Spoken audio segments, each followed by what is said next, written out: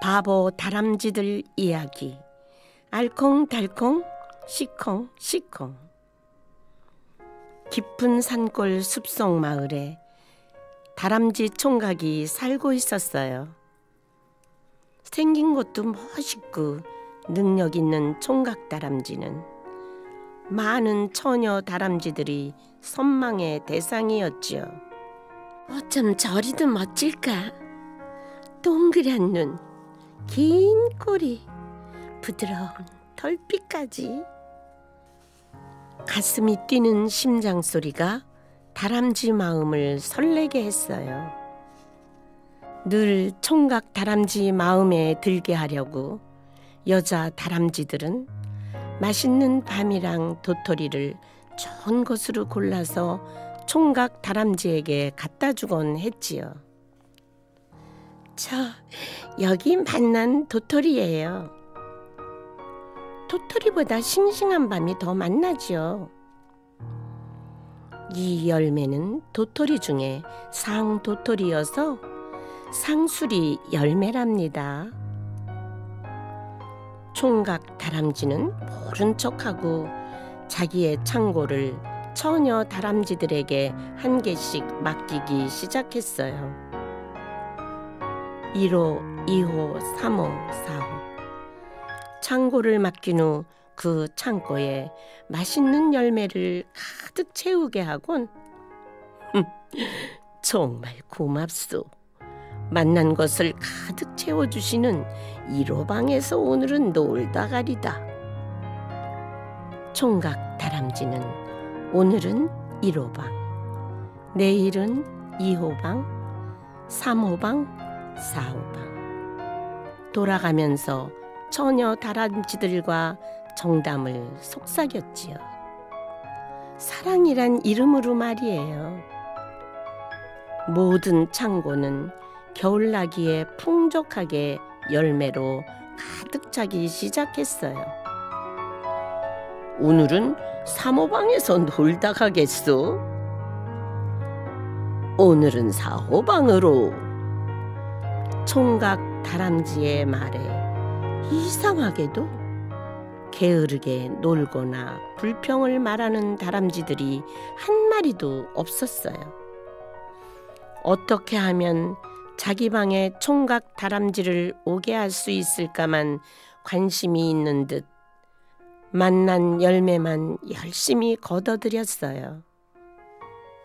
처녀 다람쥐들이 맡은 방 창고에 밤이랑 도토리, 싱싱한 머루 다래, 개암 등 온갖 맛난 먹거리가 가득 채워진 어느 날, 숲속 마을에도 흰눈이 쌓이는 깊은 겨울이 찾아오게 되었지요. 다람쥐들은 제각기 자기 방에서 따뜻한 불을 지펴놓고 예쁘게 몸단장을 하고는 총각 다람쥐가 놀러 오기만을 기다렸어요. 창밖을 바라보며 귀를 쫑긋 세우고 바람에 나뭇잎이 굴러가도 총각 다람쥐인가 싶어 현관을 열어보곤 했어요. 다람쥐들은 모두 약속이나 한 듯 총각 다람쥐가 안 오는 날은 자기들이 모아놓은 열매 중 가장 맛있는 것부터 먹으며 마음을 달래곤 했답니다. 한 개, 두 개 먹다 보니 배가 나오고 몸꼴이 산 돼지를 닮아갔지만 처녀 다람쥐들의 집에는 거울이 없었기에 자기들이 어떻게 변해가는지 알 수가 없었어요. 아유, 3호 방 다람쥐는 꼭 산돼지 같아. 뭐라고? 2호 방 다람쥐가 산돼지 같지. 4호 방도 마찬가지야. 총각 다람쥐는 서로를 말하는 소리를 들으며 바보들 같으니 모두 산돼지 같구만 하고 점점 그들을 보기가 싫어졌지 뭐예요. 맛난 싱싱한 밤이 먹고 싶다. 주워온 지 오래된 머루와 다래는 술이 되었구나. 총각 다람쥐는 입맛이 변하기 시작했나 봐요. 밥만 찾더니 말라서 싫다느니, 상술이 도토리 맛이 없다느니, 싱싱한 밤은 너희들이 다 먹어치워 맛없는 것만 남았다는 둥 투덜대기 시작하는 거예요. 처녀 다람쥐들은 몸 놀리기가 둔해져서 쌓아놓은 열매 중에 새로운 싱싱한 열매를 찾기에도 힘이 들었어요. 맘만 좋구만. 공연히 트집이시네. 알콩달콩 먹을 때는 언제고 지금은 모두 시콩시콩하다 할까. 처녀 다람쥐들도 총각 다람쥐의 변한 모습을 보게 되었어요.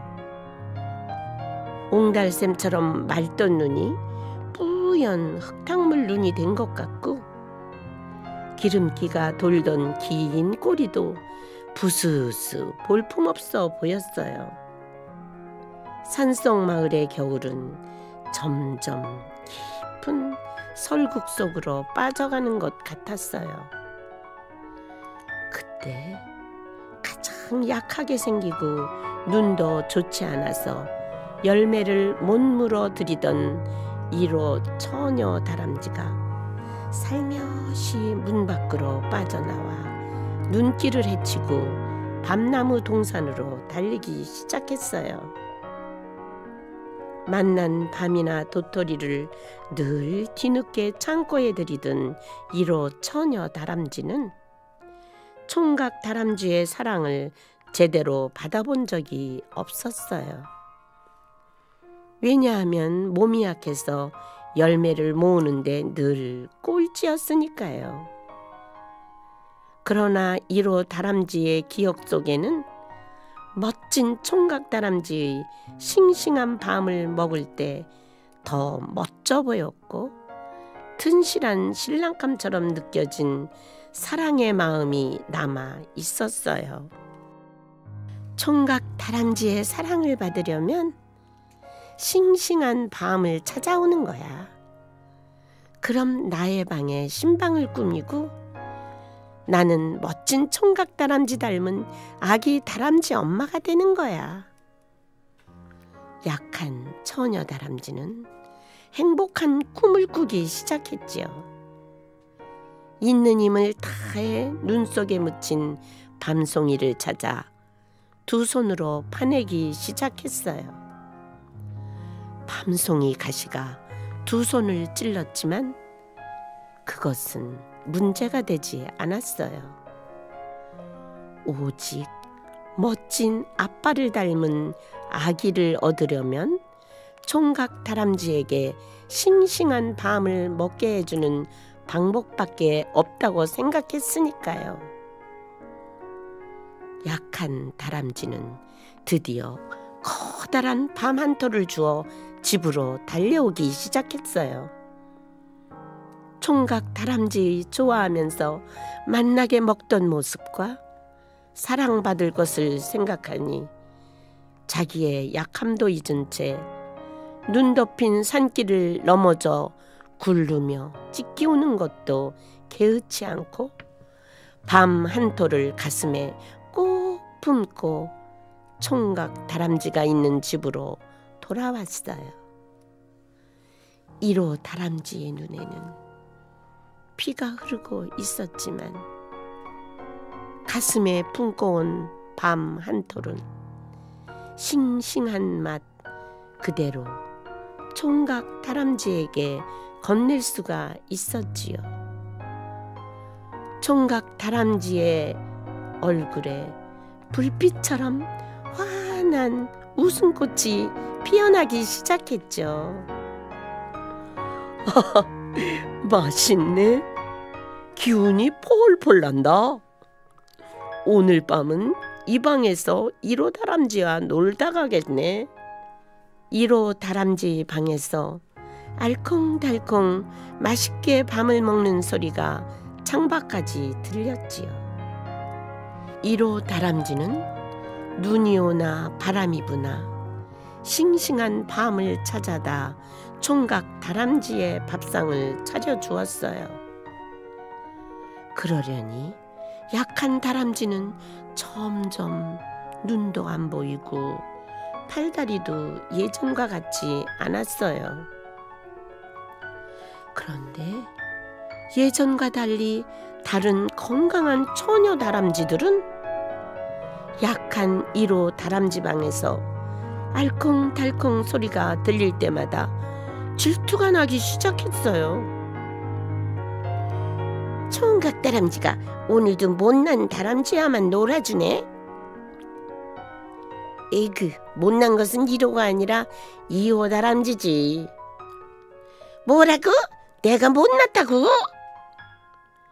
2호, 3호, 4호 다람쥐들은 서로 싸우게 되고 집안이 시끄럽게 되었지요.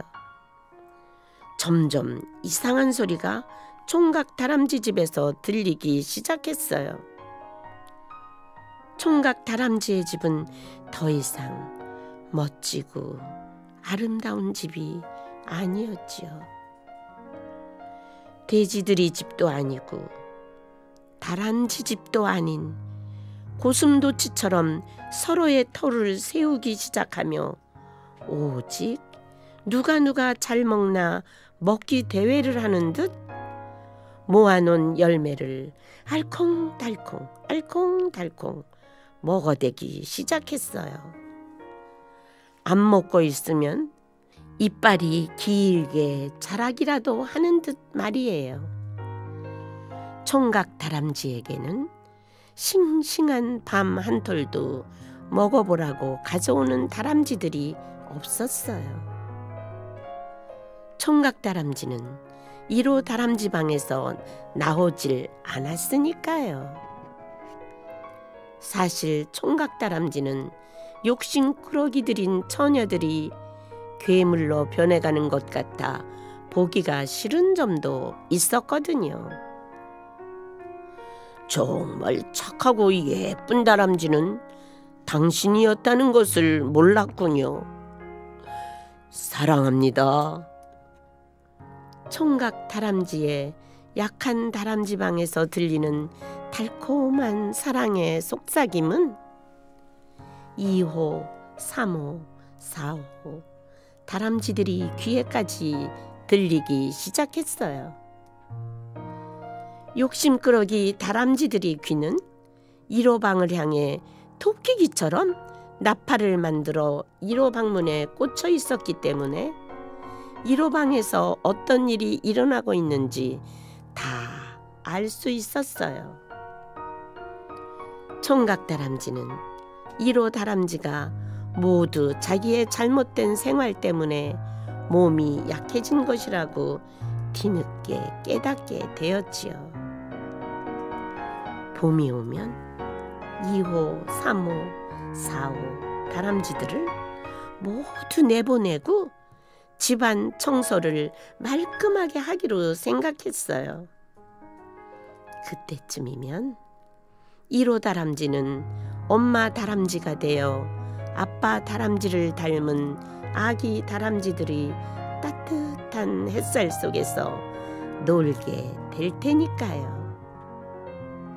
지금도 숲속 다람쥐 마을 가족들의 식사 시간에 나는 소리는 알콩달콩, 시콩시콩, 아삭아삭 소리가 들리고 있다네요.